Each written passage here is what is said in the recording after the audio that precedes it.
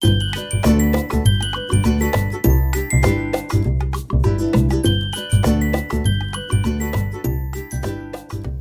j'espère que vous allez bien et que vous avez passé de très bonnes fêtes. Aujourd'hui, c'est la première vidéo de l'année 2024 et je voulais en profiter pour vous présenter mes meilleurs vœux.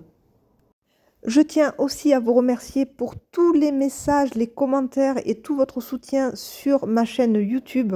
Voilà, ça me fait vraiment très plaisir à chaque fois quand je vois vos commentaires. Je suis très touchée. Vous êtes de plus en plus nombreux sur ma chaîne, donc je suis très contente et je prends toujours autant de plaisir à partager avec vous toute ma petite bulle créative. Comme vous pouvez le voir, en ce début d'année, je suis toujours dans mes collages avec ces pages d'art journal. Donc celle-ci, c'est la dernière réalisation que j'ai postée sur Instagram d'ailleurs. Et donc là, j'ai commencé un carnet dédié vraiment à cette technique de collage. Je vais travailler aujourd'hui essentiellement avec deux livres. Donc ce nouveau livre sur les portes, c'est le Dor Ephemera Book. Donc je vais vous mettre tous les liens en barre d'infos. N'hésitez pas à cliquer sur les liens pour aller voir les livres que j'utilise et le matériel que j'utilise lors de mes vidéos.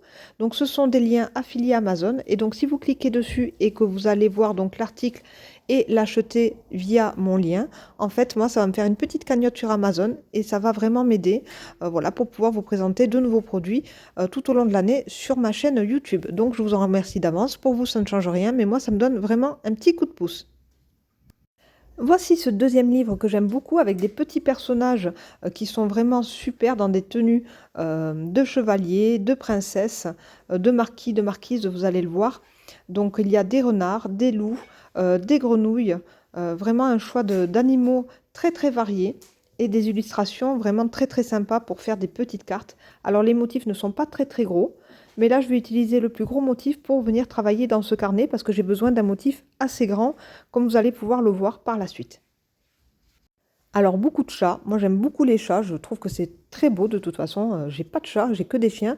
Mais je trouve que les chats sont vraiment magnifiques et c'est vraiment un animal très agréable à mettre en scène. Mon dévolu se jette sur ce magnifique couple de chats.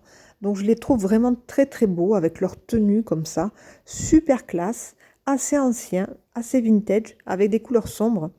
Et je trouve vraiment que la qualité d'image est très belle aussi encore dans ce livre. Donc vraiment très jolie découverte.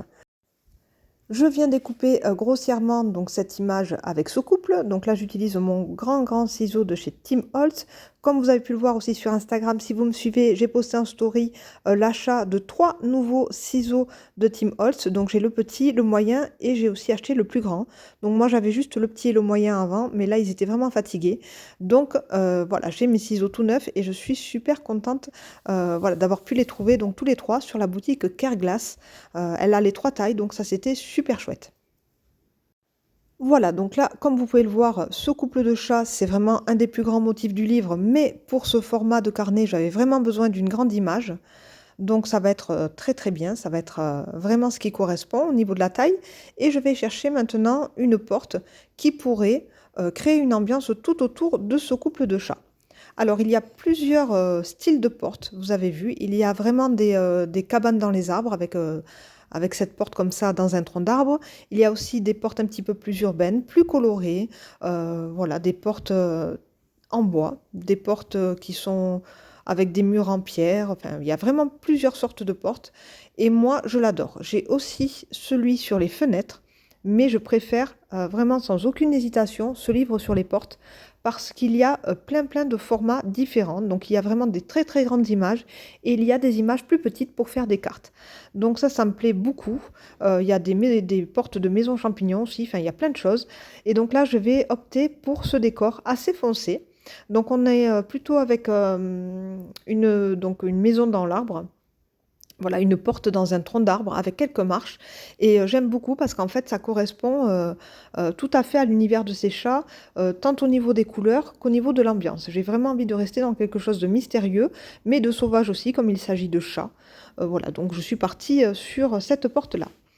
Vous me voyez feuilleter un autre livre. Il s'agit d'un autre livre dédié aux champignons que j'adore. C'est un nouveau livre aussi que je viens de recevoir. Et comme vous pouvez le voir, il n'y a que des champignons. C'est vraiment le sujet principal de ce livre. Donc il y a plusieurs sortes de champignons, plusieurs couleurs, plusieurs tailles, plusieurs styles. Je choisis ces champignons roses pour venir apporter un petit peu de peps, voilà, un petit côté acidulé parce qu'en fait le fond est déjà sombre et assez foncé.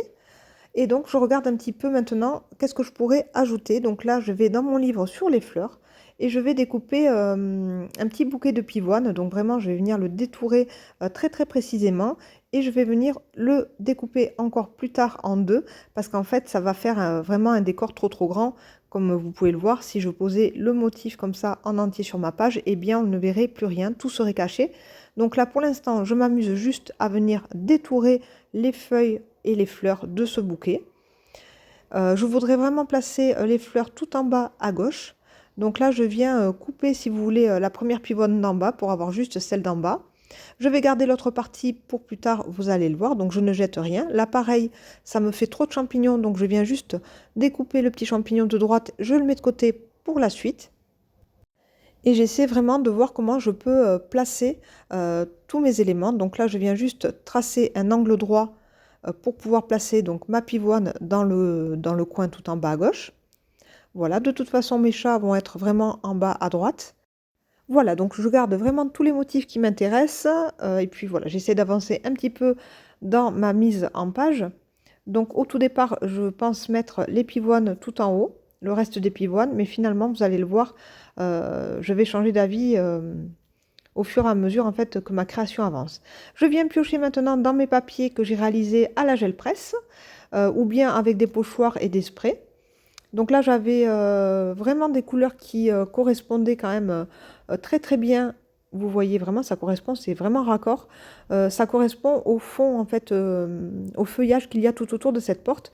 Donc on est vraiment dans ce vert foncé avec des petites touches de vert un petit peu plus pâles. Donc je vais travailler avec ce morceau de papier gel presse.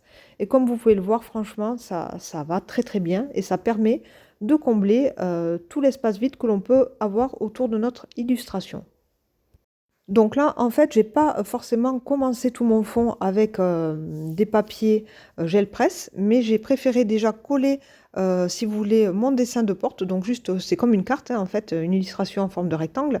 Et après, je suis venue travailler autour avec des petits morceaux de papier gel presse. Donc c'est un peu l'inverse de ce que j'avais proposé pour la carte avec les chats, par exemple, ce trio de cartes où j'avais déjà fait des fonds avec mes papiers gel presse. Là, non.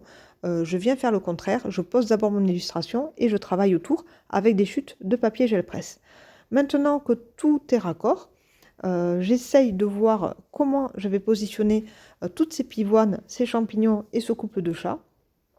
Voilà, donc là j'essaye de mettre les chats finalement un petit peu plus haut que ce que je pensais, mais c'est trop haut, donc je viens décoller. Donc en fait, ce qu'il y a de bien avec cette colle Cléopâtre en bâton, que ce soit de la colle UU ou pas, en fait ça colle, mais c'est pas non plus une colle qui va vraiment coller de suite avec une fixation très très forte. Donc ça vous permet de faire des erreurs et de décoller délicatement l'illustration si vous l'avez placée trop haut, trop bas ou bien de travers. Donc moi j'avais placé mes chats un petit peu trop haut, donc je les redescends et maintenant je viens positionner toutes mes petites pivoines, voilà, tous mes petits décors. Et je fais attention, si vous voulez, de ne pas dépasser sur le washi tape. Comme vous avez pu le voir, j'ai vraiment mis un washi tape tout autour de ma page blanche pour justement garder une jolie marge blanche tout autour de mon projet final. Donc maintenant que j'ai collé toutes ces pivoines, je vais venir coller les petits champignons. Voilà. Donc je n'hésite pas à remettre de la colle quand ça manque, parce que parfois, comme je l'avais dit dans l'autre vidéo, il peut manquer de colle, donc n'hésitez pas à en remettre au fur et à mesure. J'aime beaucoup aussi parfois en coller le dessous, si vous voulez, et venir poser le motif. En fait, avec cette colle, on peut faire plusieurs choses, parce qu'en fait, quand elle sèche, elle est mate. Donc, il n'y a vraiment pas de souci. J'adore aussi cette colle Cléopâtre. Il faut absolument que j'aille m'en racheter en bâton. Voilà, il y a vraiment celle qui est très forte et l'autre qui est un petit peu moins forte. Personnellement, je vois pas trop la différence. Effectivement, il y en a une qui colle plus que l'autre, mais j'essaierai de vous trouver les liens, de vous les mettre aussi en barre d'infos. Il faudra que je fasse des recherches, puisque ces colles-là, moi, je les achète dans ma boutique coloris à Perpignan. Voilà, toutes mes images ont été collées, donc maintenant je n'ai plus qu'à venir faire quelques petits détails avec le stylo gel blanc, avec mon Posca ou bien mon Moloto blanc. Donc franchement, voilà, là maintenant je peaufine un petit peu. J'aime aussi cette étape, en fait, voilà, j'aime bien faire les petits détails. Donc je reprends les petites lignes des champignons, les petits points sur les champignons. Voilà, je me régale de faire ça. Et puis, vous allez le voir par la suite, j'ajouterai aussi quelques petites paillettes parce que je trouve que ça donne toujours une dimension supplémentaire. Mais là, en tout cas, ça me plaît déjà beaucoup. Comme vous pouvez le voir, les champignons roses et puis surtout ces pivoines tout en bas comme ça de la création, eh bien ça apporte de la couleur, ça apporte du peps, mais ça apporte surtout, surtout pour les pivoines, hein, du romantisme. Et on avait vraiment besoin de ça pour cette illustration avec ce couple de chats juste magnifique. Et du coup, ça contraste bien aussi avec ce fond qui est déjà très très sombre et foncé. Donc voilà, je suis assez contente d'avoir mêlé ces touches de rose et de fleurs. Je viens maintenant chercher une petite étiquette avec le mot Together. Donc là, c'est vraiment le petit mot qu'il fallait donc, pour cette création. Et pour cela, j'ai utilisé un livre aussi qui est plein de petits messages comme ça, plein de petites phrases. Je vous mettrai aussi le lien en barre d'infos, mais j'ai fait la présentation de ce livre et il est vraiment très très bien. Allez, je viens juste ancrer les bords, toujours avec mon applicateur et un petit peu de Versafine noir. Je vais le coller en relief avec du scotch double face de chez Action. Voilà, et donc je vais le placer tout en bas à droite. J'avais longuement hésité à le mettre tout en haut à droite, mais je trouve que c'est bien de le mettre dans le coin en bas. Voilà, c'est assez joli. Je viens chercher maintenant mes Neocolor 2 et je vais faire quelques petites retouches, notamment sur les bords, puisqu'en fait il y a encore quelques vides. On voit encore du blanc, donc je vais combler tout ça avec les couleurs qui correspondent au fond. Donc je prends un petit peu de blanc, un petit peu de gris, un petit peu de vert kaki. Et je viens donc travailler tout ça tout autour de mon chat. Et en fait, tout en haut, si vous voulez, autour du chapeau de Monsieur Chat, il y a un petit morceau de papier gel presse vert turquoise, mais je ne l'ai pas vu de suite. C'est en faisant les photos à la fin où je me suis dit, mince, ce papier, il n'est pas génial parce qu'en fait, on aurait dit, si vous voulez, comme s'il y avait un ajout au chapeau. C'était pas joli tout en haut. Cette tache vert turquoise, ça ne vous choque peut-être pas là, mais moi, quand j'ai fait les photos, vraiment, ça m'a choqué. Donc, je suis venue reprendre ma création. Donc, c'est pour ça que les photos aussi, elles servent à faire des modifications et à avoir du recul aussi sur le travail que l'on a fait. Donc, c'est toujours au positif. Et donc, vous verrez qu'après, sur les photos, voilà, il y a juste ce petit détail qui a changé au niveau du petit papier vert turquoise au-dessus du chapeau de Monsieur Chat. Bon, voilà. C'est pour vous dire à la fin, pas que vous disiez que les photos ne correspondent pas à la création. Ce n'est pas de la triche, c'est que je suis juste venue, voilà, modifier quelque chose qui, moi, me dérangeait. En tout cas, au niveau du visuel, voilà. Donc là, je suis en train de décoller mon petit washi tape. Alors, je fais très attention. Et en fait, l'astuce, c'est de venir chauffer avec le heat gun le washi comme ça et de décoller tout doucement. Parce qu'en fait, dans ce carnet, le papier est très pelucheux, il est très sensible et il a tendance à faire, si vous voulez, quand on décolle le washi, à venir avec. Donc, il faut faire très attention. Mais là, franchement, j'ai pas eu de souci. En chauffant bien le washi tape, comme ça s'est vraiment très bien décollé. Petite astuce aussi, quand vous utilisez du washi tape, que ce soit sur du papier aquarelle ou sur un carnet comme ça, eh bien, venez sur votre jean ou bien sur votre vêtement, vous venez coller déjà le ruban adhésif et vous le décollez, vous le recollez, vous le décollez et comme ça, en fait, ça va déjà mettre quelques petites peluches sur votre washi tape et comme ça, il collera beaucoup moins fort, ce qui va permettre, en fait, d'adhérer quand même au papier, mais de ne pas avoir de mauvaises surprises, en fait, quand vous allez décoller ce washi et à ne pas déchirer donc tout le papier juste en dessous. Alors je viens travailler, j'accélère parce qu'en fait je parle et je vois que la vidéo avance et moi je suis en train de parler d'autre chose. Donc je reviens et je me focalise sur ce que je suis en train de faire sur la vidéo. Donc là j'utilise les stickles. Les stickles super colle pailleté. Donc là j'en ajoute un petit peu. Je mets du vert dans les feuillages comme ça juste au-dessus de la porte. Et puis je viens mettre un petit peu de noir. Alors c'est très discret, c'est du noir pailleté sur les vêtements des chats. Et je viens juste comment dire, l'étaler un petit peu avec un petit pinceau. Donc voilà, j'ai juste utilisé donc là du vert et du noir pour cette création au niveau des stickles, mais ce n'est pas quelque chose de très brillant. Je ne voulais pas que ce soit trop flashy ou trop pailleté. Donc voilà, je suis restée dans des couleurs vraiment très assorties en fait à l'image. Hein. J'ai pas voulu faire quelque chose qui contrastait ou qui brillait trop.